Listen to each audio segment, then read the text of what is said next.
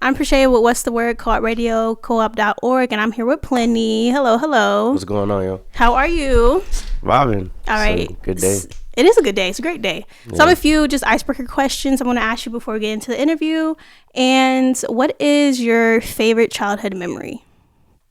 My favorite childhood memory?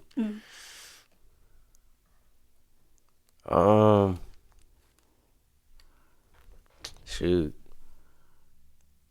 I was only a child for so long. I'd say one that was kind of funny. It was when I tried to play basketball back in middle school. Mm-hmm. And like, I'm not good at basketball. I didn't know how to play. So like, I was like up the court on fast break, and I ain't even look up.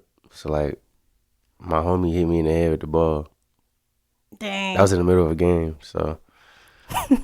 And that's your favorite childhood memory? I'd say so. It's embarrassing, but looking back, it's probably like, it was really funny. So I really laugh at that now, to be honest. Okay. How would you describe your style of rap? My bad. Bro, please. All right. My bad. I mean, was that memory not good enough? You want a better one? Bro, I need you to get together. I'm going to edit all this out. So my second question is, how would you describe your style of rap? I'd say like, as of right now, what I've been releasing is more like lyrical boom bap with a little melody. I try to kind of portray what I've been through, what I got going on. And the people around me. I just try to like pull inspiration from whatever's going on in life, to be honest. Because life's always going life, Yes, it will. Other than rap, what do you think you'll be doing, like, as a career, besides rap? Like, say that question again? Like, other than rap, what else would you be doing as a career, pursuing, if it wasn't rap? Well, I mean, I'm still a producer, engineer as well. I do video work too, so I feel like a lot of creative lanes I still have my hands in, and it's a way for me to, of course, release, but still be around what I love. If I wasn't doing music at all, though, like, I guess growing up I was real big into space, so I'd probably be like an astronomer or something like that. Okay. That's actually what I wanted to do first. I still like space. Space is cool. Mm-hmm. You saw they just went to the moon and stuff? Did they? They didn't? I'm asking you, did they? I thought so. No? You don't think so? I don't know. Okay. I don't know what to believe anymore. Favorite album this year that you dropped? I mean, excuse me. See, now I'm messing up. Favorite album this year that you liked? That I like? Yes. Like by me or somebody else? By someone else. Like the favorite album. Your favorite album of the year. This year so far? Mm-hmm. Hold on, let me double check real fast. Okay. I mean, Cole dropped. Yeah.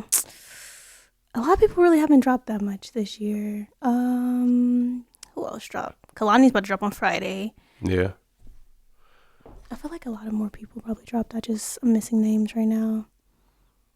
Herbo dropped last year. Yeah. I'd say we can say J. Cole's. J. Cole? Yeah. I mean, for me, I look at it as like I feel like on a commercial level, that's not his best project. But on like a personal level, I feel like that's his best piece of work personally. Like personal to him, just because like what he's been through, his journey, the homage he paid in the album, like it's a lot of good things in there. So what's your favorite Cole album then? Of all time?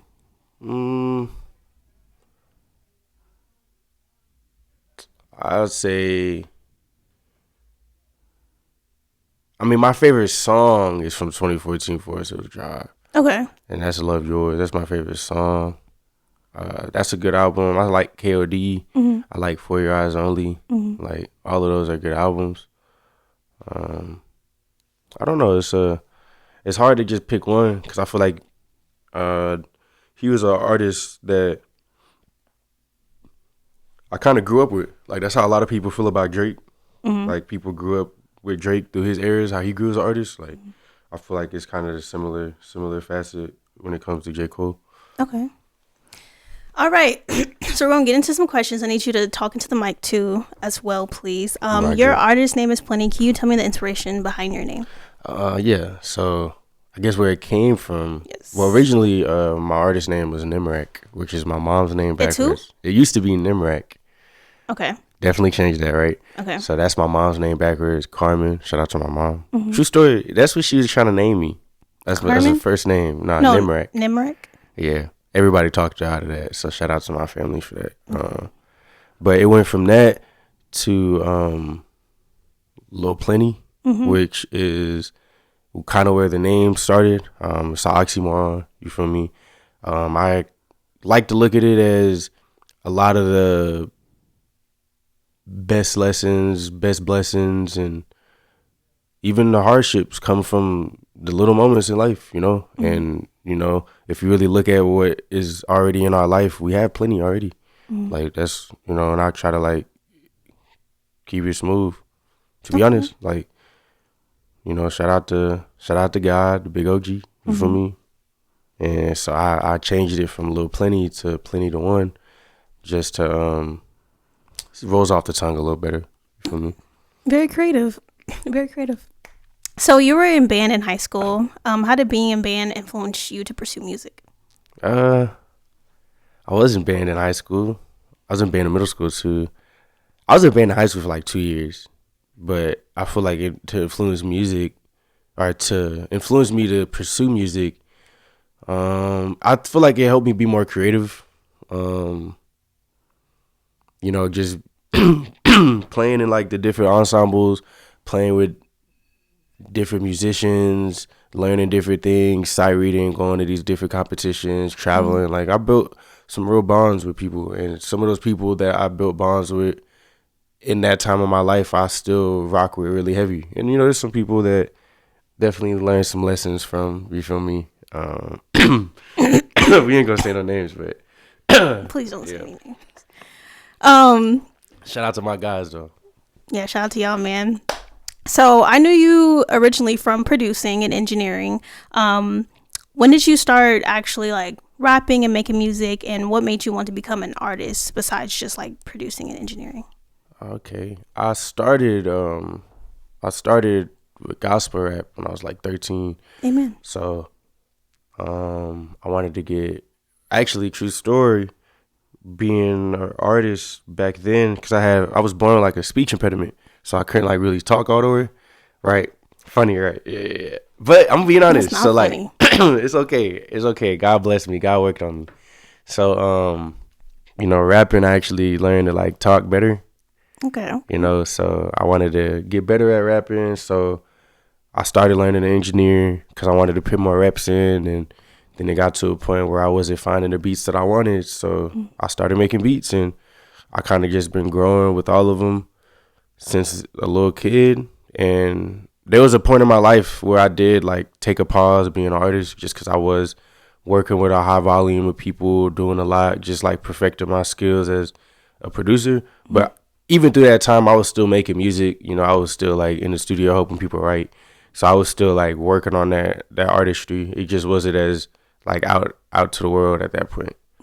So you write all your music? Okay. Absolutely. Nice. Out of everything that you could have pursued, why music? What drew you to wanting to do music?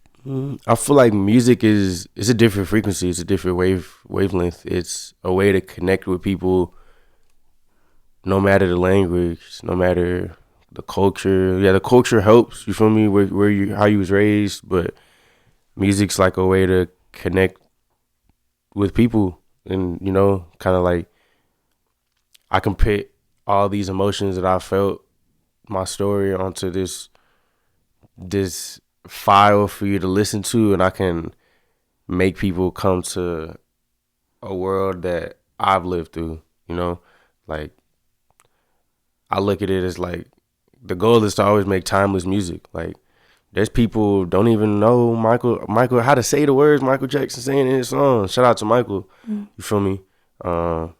Yeah, you need some phone storage. It's okay though.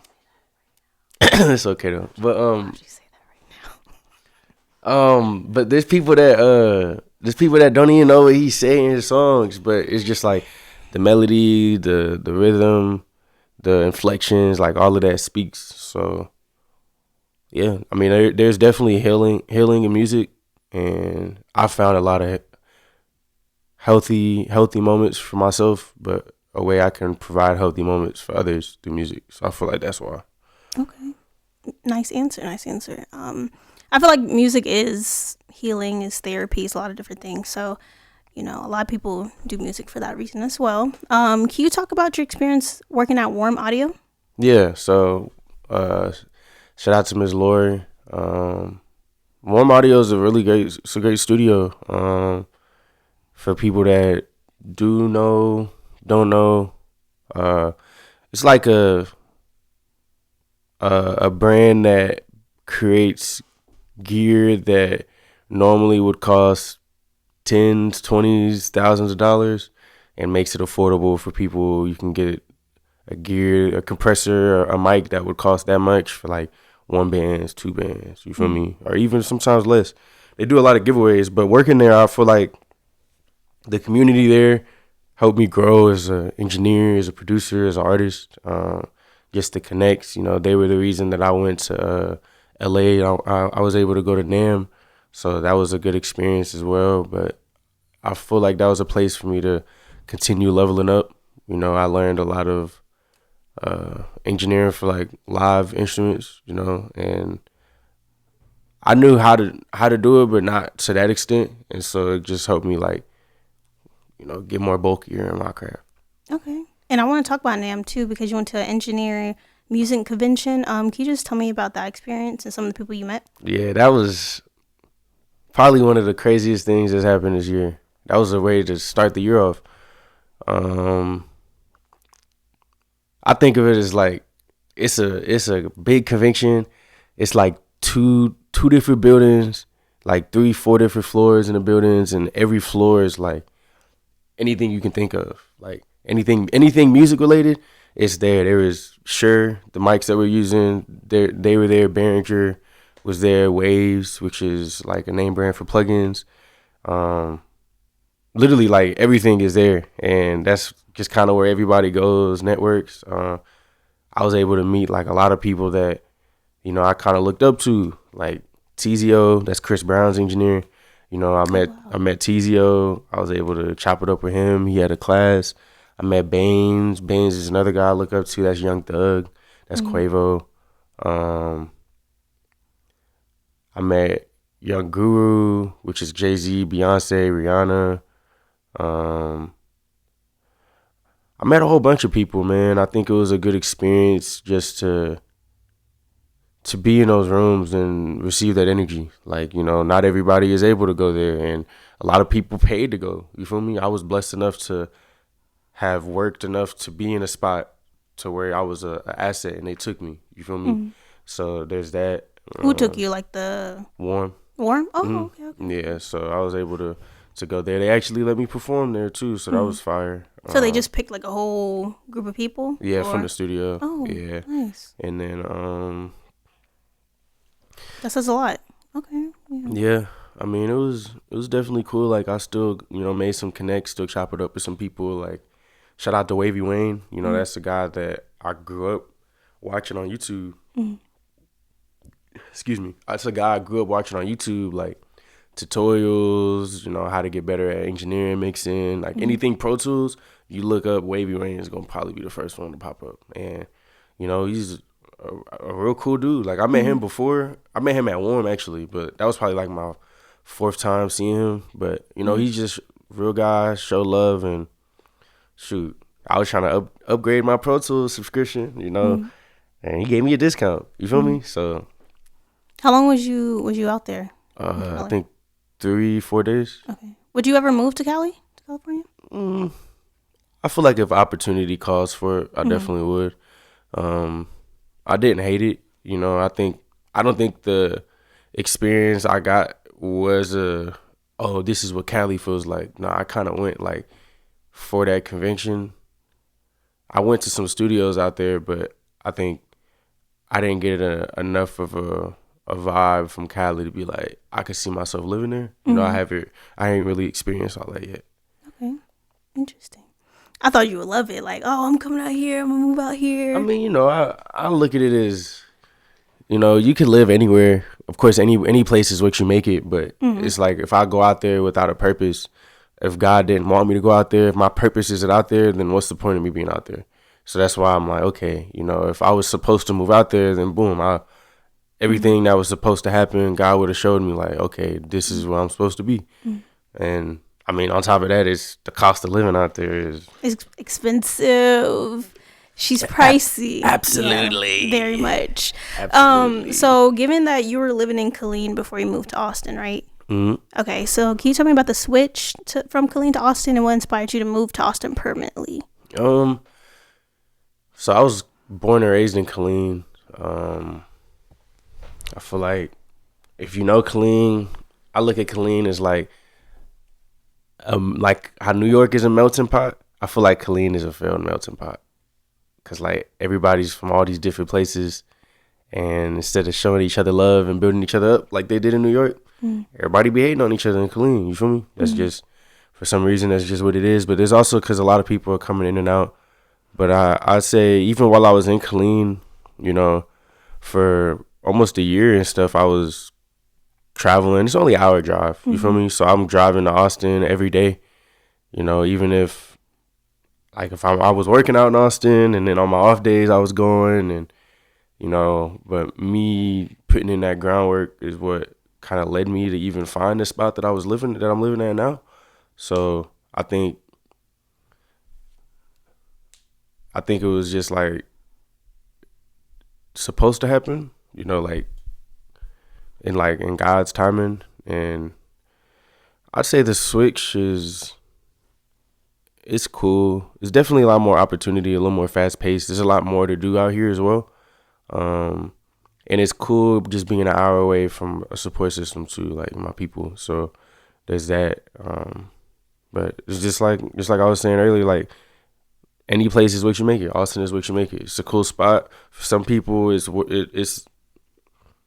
the thing. For some people, they don't like it. You feel me? It's just whatever you make it. So would you want to move anywhere else in Texas besides Austin? Like you got Dallas, you got San Antonio, you got Houston. I'd move to Houston. Houston's pretty cool. I'm not gonna lie. Houston's okay. Yeah, I mean, well, you know, I feel like the scene out here is better for music, to me, in my opinion. Out here in Austin, yeah, it's a lot Houston. more community out here. I haven't been out in Houston enough to connect with those communities. I feel like out here it's more condensed to the downtown area, you know, so it's a lot easier to walk into something, you know.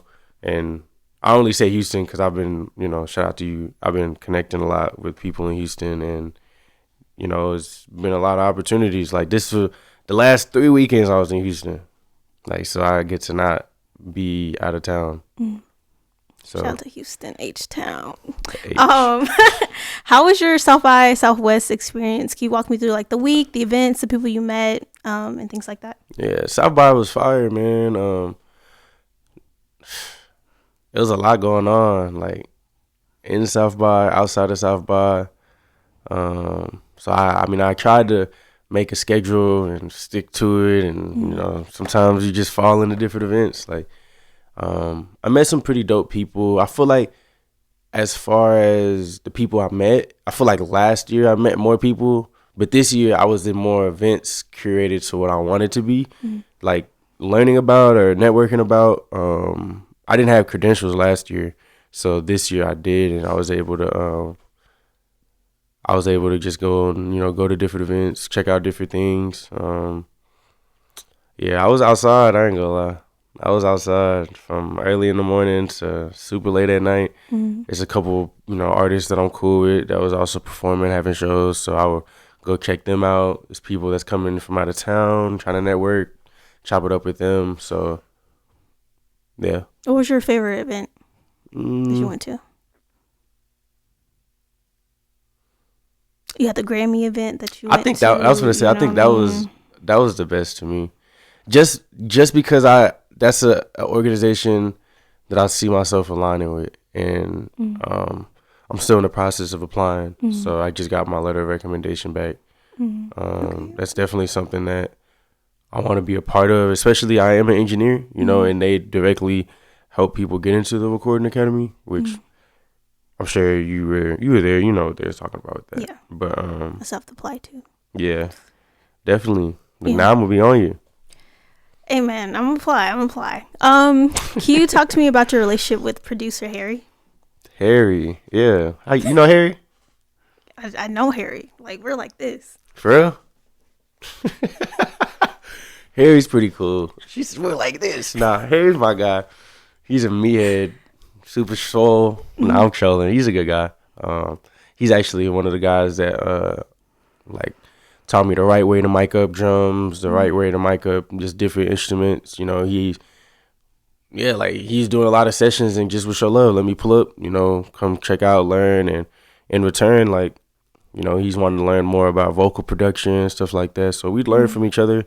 While we was there, like, I recognize he's a very hard worker. Like, it'd be early mornings, late nights, but he still hit the gym too. You feel me? So it ain't no excuse, and through all of that, at the other end of that for him, he was able to land some pretty big gigs. And even now, like, he's still locked in with some really big name people. And that's just from him putting in that groundwork and being hungry. Like, yeah. How Shout out did to him. you with producing like who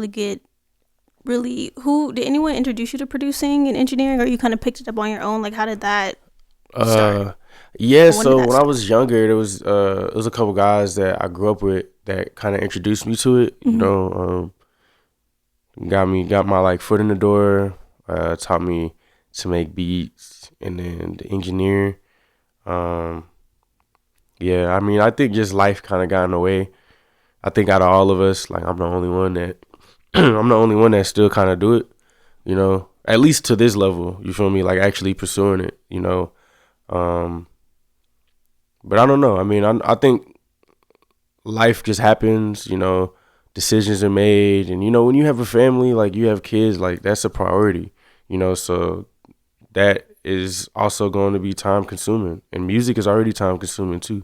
So, but they were the ones kind of got me started, and from there I was just meeting up with people, learning on YouTube, going to different events. I feel like I got really good at engineering when I was just recording a whole bunch of people, and that's when I got really good. But I feel like I got to this level now when I was making those trips back and forth from Killeen to Austin and sitting in sessions with Platt, a guy named Platt. Shout out to Platt.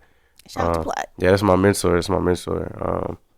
He helped me elevate and grow a lot, especially like learn how to maneuver. There's a lot of politics and stuff, but there's days I was working 9 p.m. to 6 a.m. Before I went to work. I'd go to his sessions, sit in, go to work. There'd be days I was up for like 26 hours straight. Like, and it was one day he was like, "Hey man, go home, go to sleep." And I was like, "For sure." But he's just looking out. He was expressing that sleep is also just as important as learning. You feel me? That's a bar. Yes, burnout is real. Get your rest. Don't overdo it. Absolutely. In God's timing. Anyways, Absolutely. so everyone's writing style is different. Can you talk about your approach to how do you make a song, like your writing process behind like making music and stuff? Okay. It's a couple different ways. Most of the time I'll hear a beat, and sometimes the words just sorry. sorry. Sometimes the words just come to me. The melody just comes. Sometimes it's like that. Sometimes I haven't lived enough life for the concept to come to me. Sometimes that happens. I'll get sent a really fire beat and I'm not ready for it, because this and this didn't happen. But I don't know what that timeline looks like, Like, yeah, there's that. And then sometimes I'll like go and find a beat on YouTube, make a song to it, and then remake the beat. Try to make the beat better and make it a little bit more of a genre bend, but still match the song. You feel me? So it's a lot of different processes, I'll say. I think just whatever the music kind of calls for, it'll tell me, you know. When I listen to your music, I hear like a lot of East Coast like inspirations. Can you tell me a little bit about some of the artists that inspire you? Yeah. I like J. Cole. I like Chris Patrick. I like Benny the Butcher. Um, it's a whole bunch of people, man. Are you like a West Side J? Gun. Okay, okay, Yeah, like okay. there's good people. 38 Special. Mm-hmm. As far as like the East Coast style, you Mm-hmm. know, that's just what I've been releasing a lot more. I can tell in some of your songs for sure. Yeah, I Yeah. do a little bit of everything, but I feel like that's the most that comes out, if that makes sense. Mm-hmm. So you like Wu Tang? You like Jay Yeah, Z? those are cool people. I'm not gonna say I've listened to their stuff. I'm not gonna say like I constantly listen to their stuff. I'm not Okay. gonna lie. Okay. No, it's cool. It's cool. I just hear a lot of that in your music, so I just thought that was, some inspiration. But shout out to those people that you named. Those are some good artists as well. How was it working with Maurice the artist? Maurice, shout out to Maurice. Um, it was actually pretty interesting. Cause he's also a musician, a producer, and an artist. Um, and he's kind of built up his brand to what it is, but he has a method. You feel me? So he knows his method to the madness, and so he has his own work style. As far as like working, you know, I had pulled up with beats that I made like before I went to Cali, and you know, one of the beats that I played, he liked. You know, it was a couple that I played, but I think it was like an R&B kind of one.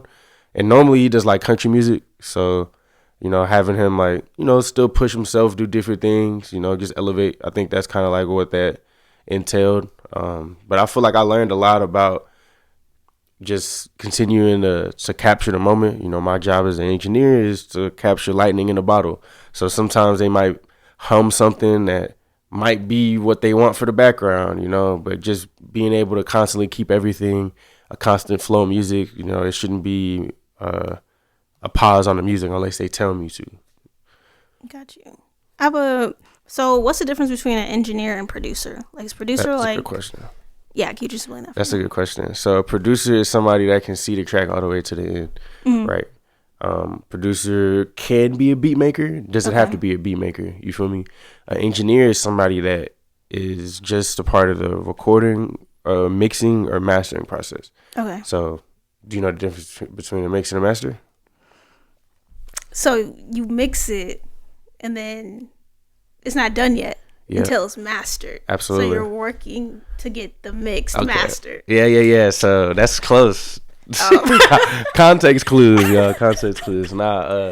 So when you're recording, you're tracking the artist. Mixing is after the recording stage. Sometimes we mix while we record too.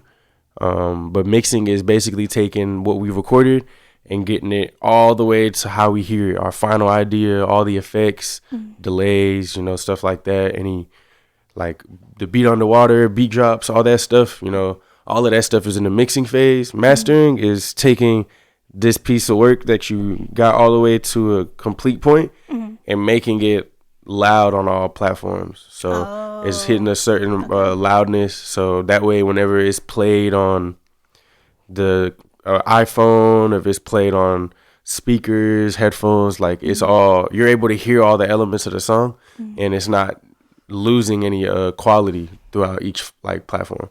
Oh, okay. I did not know that. Interesting. See, there's a lot of different terms in, production, that needs to be explained to the public. That's valid. I mean, there's a lot of people that don't know, you know, a lot of people look at it as, I mean, especially now, like, because artists don't know, like they go to people and expect it all like that. Some people can't do it like that.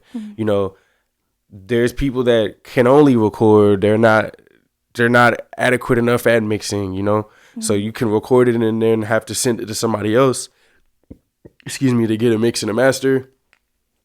But I feel like just being like sharpening the skills and all of that is what I guess kind of sets me apart, because I could take a track from literally 0 to 100. You know, make the beat, write the song, record it, mix it, master it, shoot the video. You feel me? There's not a lot of people that could do that. But you know, with that, it's like it's a creative process. Like, you have to really be engulfed in it. You know, and for some people, they don't need all that. They only need, okay, you know, I like how you record, mix and master, so they'll come with their beats. Or some people, you know, some people come with a YouTube beat and want me to remake the YouTube beat, and then they record on that, you know. So how does a session look like for you? Like, what does that look like? Well, with you, I mean, yeah. I think a session, what does it look like?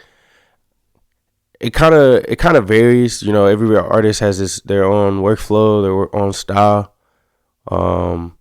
Most of the time, it's, you know, just being prepared. I feel like on my end, you know, having my template ready for whatever style we're gonna do. You know, because I don't want there to be a hiccup at all. You know, my job is, if there's gonna be problems, my job is to solve the problem in the quickest amount of time, so we don't lose any creativity that's in the session. So in the session, there's artists that will punch in what they call punch in freestyle. So they might say a line or two, or maybe they mumble something. I keep it playing, and they say it way down here, but I started recording here. So by the time I keep recording, I'm already moved that to where it's supposed to be in time. So I'm just kind of hoping capture ideas and put it together and then arrange it. That's a session sometimes. There's some people that come with stuff already written. They know exactly how they want it to sound. They know exactly how many layers they want to do, what the harmonies are going to sound like. You know, to me, those are the best ones, because then they have all what they're going to do together. Then that gives me the space to, okay, with more direction, we can make this into this now. But there's only been one person that I've ever recorded like every time. I think I've been recording him since like 2018, 2019. I've only had to punch him in more than once, twice. He literally, and I figured out his method. Shout out to Capiche. I figured out his method, because one time, this was back in Killeen, I had just went outside. So he'll pull up to the studio early and he'll rehearse outside. But like, he'll write his song to where he can just do it in one take. So that way when he come in, if I had the beats already put up, I literally press play one time through, that much done. Then we go to the next one. And the song that I punched him in twice on was an 8-minute song. So can you blame him? Oh, wow. Yeah, you can't really blame him. So yeah. Who has been your favorite person that you've worked with in the studio? My favorite person I've worked with. Or do you have like a go-to person that y'all are great in the studio together, that like every time y'all work together is a hit, or just a good time, just good vibes and stuff like that? I'd say, well, I gotta get this honorable mention first. My boy Eli, his artist name is Call Me Baby. You feel me? Okay. He just recently he's been like, he got incarcerated a little while back, so he's been dealing with that. But it hasn't really been a lot like that. Every time we'd link, we'd make at least 7 songs. 7 songs? At least. And then out of the 7 songs, probably like 4 are really good. And out of those 4, probably 2 are like, okay, these are crazy. You feel me? So that's good odds every time, you know? I say that's my honorable mention, you know, and I know it's not going to be the same once things, you know, get better. But, you know, you got to go through it to get to the other side. But I'd say right now, I'd say it's an artist. His name is Minister McNeese, and he makes like worldly music, and he's actually been helping me develop as well, like as an artist, just business wise, but you know, as a producer, because he is one of those people that come with everything already written. He's got all his lyrics. He knows how his backgrounds are gonna sound. So there's that. I'd say he's probably right now my go-to, most favorite. Another honorable mention is Safa. She's somebody I met Callie as well. Super dope R&B artist, like super dope. She's dope. She's one of those people too. Like she knows exactly what she wants. You know, she'll have me mute the beat and mute the main vocals, and she'll do all the backgrounds a cappella. And then when you put it back together, it sounds crazy. So those are pretty. That's what I say right now. Yeah. Okay. Shout out to those artists. Now you mentioned Chris Patrick being one of your favorite artists, or an artist that inspired you. You went to his show recently. So how was his show? Absolutely. It was super fire. Shout out to Portia and Yasmin. Yeah. You know, gotta give flowers when flowers is due. All right. Nah, for real. Sons, you know. All right. Wrap it up. Nah, man, that was a great experience, to be honest. Like, I've been listening to him for a really long time. Like, even before he like started blowing up, like I've been listening to him for a minute. And then just to see his journey, to see what he's been doing, he's independent, he's making it happen, he's kind of paving the way. And you know, I know there's hardships that he's going through as well. You know, like when I got a chance to talk to him, and he has been on a sober journey as well. You know, he was explaining like his reasonings. He said he lost somebody close to him, and you know, I didn't know that was the reasoning, but I would always see like on his socials, like he'll do like day 300 something or running instead of smoking. You know, and that was inspiring. Like, so. Yeah, I got like a list of people I want to work with. I stopped smoking because I wanted to just focus. You feel me? It's been 6 months. He's on that list. So we making it happen. It's in the works right now as we speak on it. So shout out to God. You got his number, right? Yeah. You reached out and stuff? Yeah. All right. What's the tea on that? All right. So have you worked at Infinite Studio? Yeah. Okay, can you tell me about working there? It was was the name Lori? Yeah, Miss Lori's at Warm. Who's at Infinite? Infinite, his name is Dan. Dan. Yeah. Yeah, can you talk about working there and at that studio and things like that? Yeah, so Dan is a great guy. Infinite is a great studio as well. Like, it's literally a house that's renovated as a studio. So the inside is crazy. Like, it looks like a regular house, and it don't even look that big when you pull up. Like, you go inside, it's like a Narnia closet or something. Like, you go inside, the garage is painted half black, half green. So it's a green screen in the garage. There's like professional lights, you know. So that's the content room. And also Dan, you know, Kill Tony podcast, the Kill Tony podcast. He does production for Kill Tony, so that's pretty fire. So that's it's all good quality. You go in there, it's the content room. There's a space for like live performances. You know, you can get videos there. There's a podcast space, you feel me, with video. There's 2 recording studios. There's a rehearsal spot. You can track live instruments, live drums. There's a gym in the back. Yeah, kind of everything you need, to be honest. You got everything you need to make good music there. How did you you just pulled up to the studio one day? How did you come across that studio? Yeah, so shout out to OG Key. She gonna be like, oh my god. Now she's hilarious. She's good people. That's another artist that I work with. She is the one that originally brought me there. So I went with her to a session, and it was just pretty dope, to be honest. I didn't know I was gonna end up on a song, and I ended up on a song that day too. But from there, I just kept going and just built the connection, and the rest is history. The rest is history. So given that music is very vulnerable, how do you decide what to put in your music and what things to keep to yourself regarding your life? Oh yeah, I'd say, I ain't gonna lie, I put it all in the music.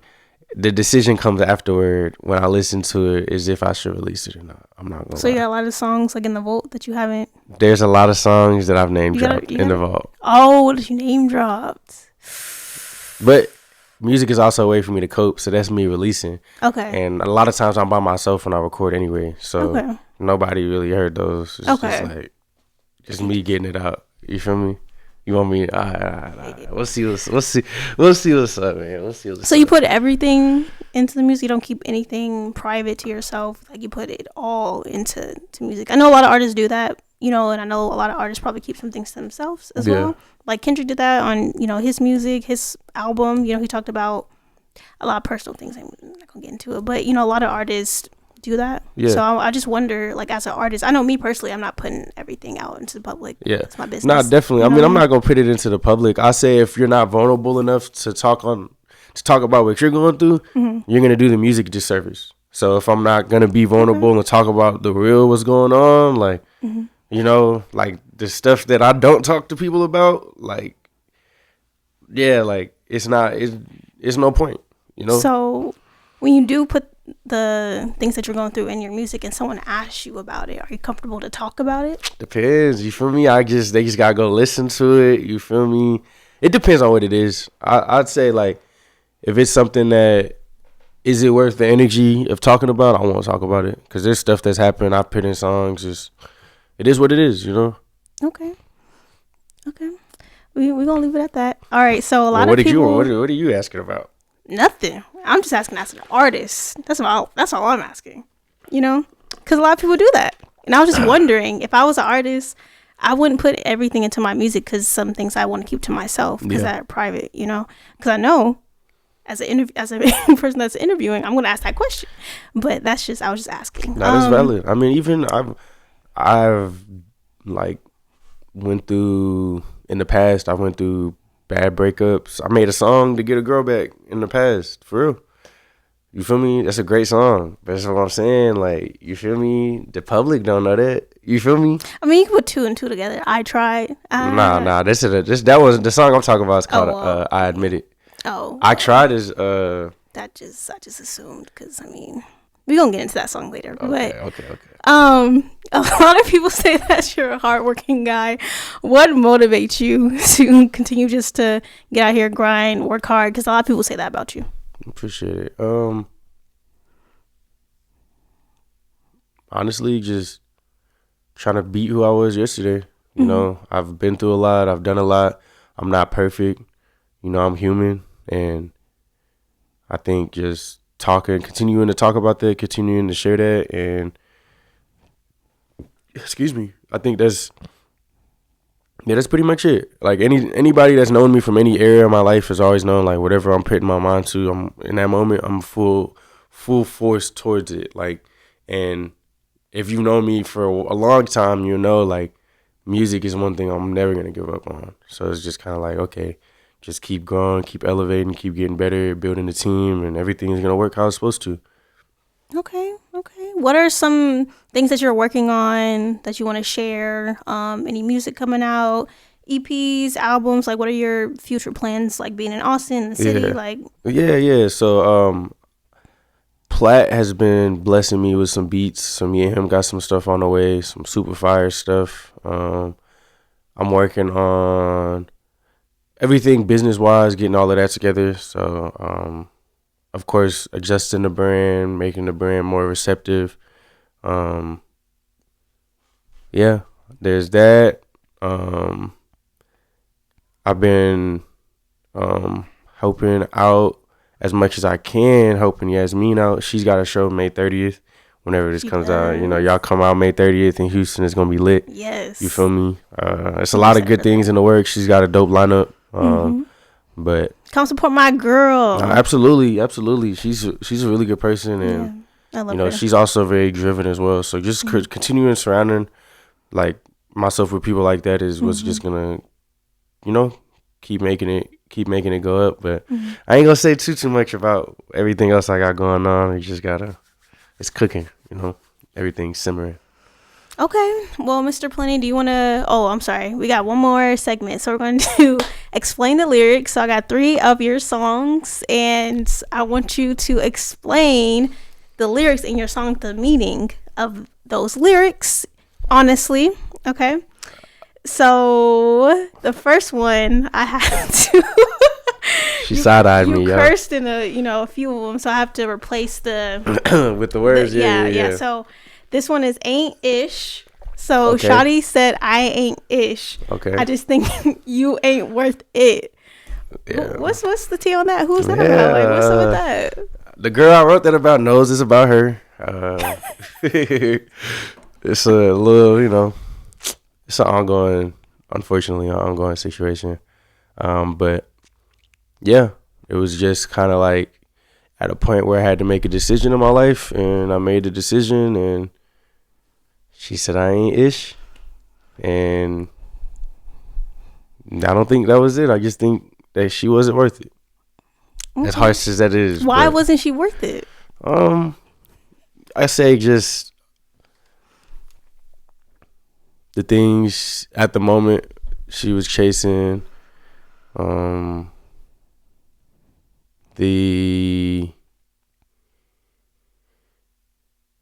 the because when you with somebody, you're gonna show interest in what they're interested in. You feel me? It's very. I feel like it's light stomping grounds. Like you gotta be careful when it comes to stuff like creativity though, like music and stuff. So like just trying to be around to be around. Like Okay. So the leave it next at that. Leave it at the that. next song is The Universe. Thinking you ahead of me, you crash crossing a median. And I like in the song when you the little skirt, that was fire. You crash crossing median, stay in your lane, or that belt bring disobedience. Ooh, That belt bring no saying Atlanta. That belt bringing obedience. Yeah, is obedience? I said disobedience. it's okay. Yeah, it's okay. I think it's you crash crossing me and stand. Yeah, like you want me to explain that? I mean that's pretty self-explanatory. I mean, not really. I don't know. I mean Some people don't know how to stay in their lane. You feel me? And then they try to like get into my lane, but they can't even switch lanes right there. It's a whole median. You feel me? So what's the analogy of lane? Like they try to. I mean, you explain like. I'd say people tried to like compete with you. in a way, but like try to box me in, tell me I can't do all that I'm doing, and then it's like okay, when they try to do it, they can't do it. You feel me? Because that's just not how God wired them. Like that's just the truth. Like people probably told Kanye the same thing. You can't make beats and be artists. Right. Literally. Now look at them. So you were just talking like yo-ish on that song? Absolutely. Okay. And I really like in that song, I don't know how it works when you're like making music, but like I said, a little car, little background noises. How do you just look on YouTube and look up Crash or? Yeah, so I'm just, that was actually one of the songs, like I said, one of the methods that I do, I made that song on another beat originally. It's okay. I made that song on another beat originally, and then I remade the beat. Excuse me. And that's how it came out. And then, just being creative, like, what can I do to bring more attention to these parts, bring these parts out? Like, so I'll go, like you said, go on YouTube, find different stuff.